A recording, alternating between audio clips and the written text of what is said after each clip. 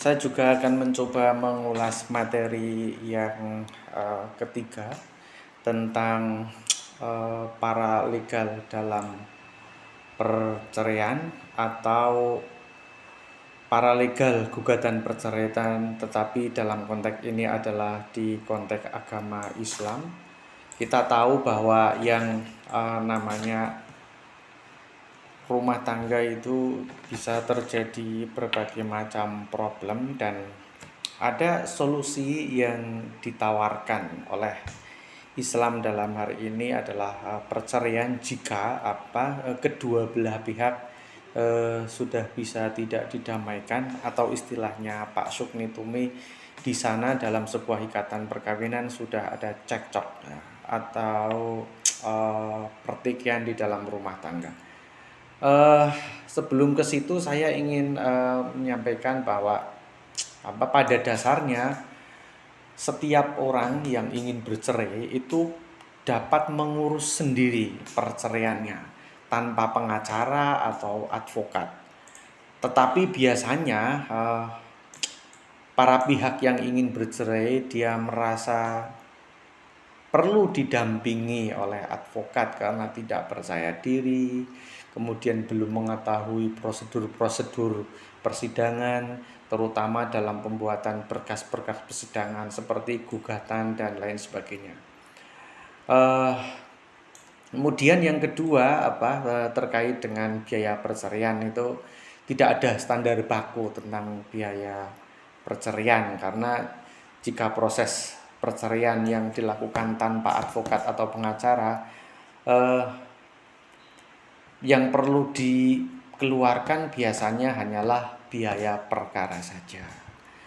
Tetapi kalau menggunakan jasa advokat, maka orang yang akan bercerai itu perlu mengeluarkan sekian banyak biaya. Nah, biasanya itu kata Pak Sukni Tumi itu biaya advokat itu relatif mahal. Tetapi di sini ada kritik dari Pak Sukni yang menurut saya menjadi catatan menarik dalam pertemuan tersebut, bahwa banyak orang pasangan yang rela mengeluarkan uang ratusan juta bahkan miliaran untuk melaksanakan pesta pernikahan. Tetapi jika terjadi perselisihan dan ingin bercerai malah mencari yang gratisan. Ini yang menurut Pak Sukni sebenarnya tidak fair atau tidak sportif. Biaya perceraian dengan biaya pernikahan kalau dihitung-hitung sebenarnya lebih banyak memakan biaya proses pernikahan. Kemudian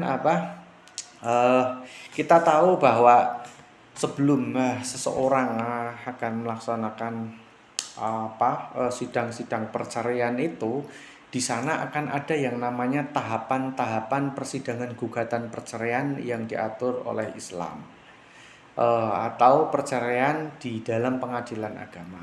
Yang pertama pasti itu di sana akan ada yang namanya tahap mediasi.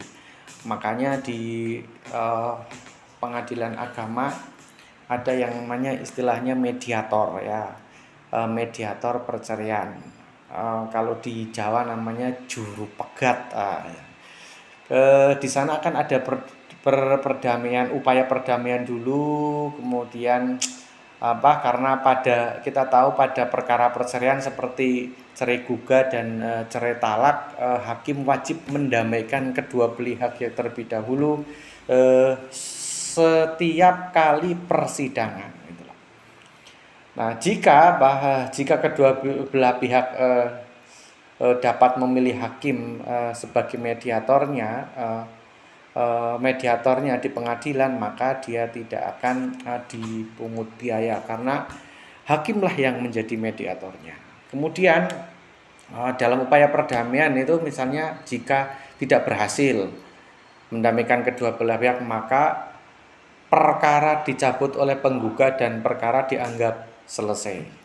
Karena tidak mungkin didamaikan. Makanya di dalam istilah perceraian itu di pengadilan agama, istilah tidak cocok dalam rumah tangga itu biasanya akan sulit diloloskan. Tetapi kalau di sana misalnya ada KDRT misalnya, KDRT baik fisik, psikis, ini yang sulah susih dibuktikan, psikis, kemudian seksual sama penelantaran ekonomi biasanya cepat dikabulkan. Tetapi biasanya jika kedua belah pihak ini misalnya satu menginginkan perceraian, yang satunya tidak menginginkan perceraian, maka akan ada, menurut Pak Sukni akan ada trik-trik yang biasa dipakai. Maka akan menghadirkan banyak saksi supaya perceraiannya ini berbelit-belit dan memakan waktu yang sangat lama. Karena satu nggak menginginkan perceraian itu. Nah, kemudian ada masuk pada proses persidangan. Sebelum surat gugatan dibacakan, jika perkara perceraian, hakim wajib menyatakan sidangnya itu tertutup untuk umum. Sementara kalau untuk sidang perdata umum, sidangnya selalu terbuka. Kemudian dalam proses itu biasanya surat gugatan yang diajukan pengadilan agama dibacakan oleh penggugatnya sendiri atau salah seorang majelis hakim kenapa dia menggugat. Setelah itu tergugat diberi kesempatan untuk mengajukan jawabannya secara tertulis atau lisan. Jika tidak terjadi perdamaian, pastilah di situ ada proses pemeriksaan perkara dilanjutkan. Nah, kemudian setelah proses persidangan, di situ nanti yang ketiga ada yang namanya akta perdamaian. Jika berhasil dibuatkan akta perdamaian yang memiliki kekuatan hukum yang sama dengan putusan hakim dan dapat dieksekusi, tetapi tidak dimintakan banding, kasasi, dan peninjauan kembali karena ini akta perdamaian. Nah, bagaimana jika tidak damai? Ya pasti akta cerai yang muncul dan diterima oleh kedua belah pihak. Nah, untuk perkara perceraian sendiri biasanya di Islam itu kita mengenal yang namanya kompilasi hukum Islam. Di situ akan digunakan sebagai salah satu rujukan untuk mengadili perkara-perkara perceraian. Itu.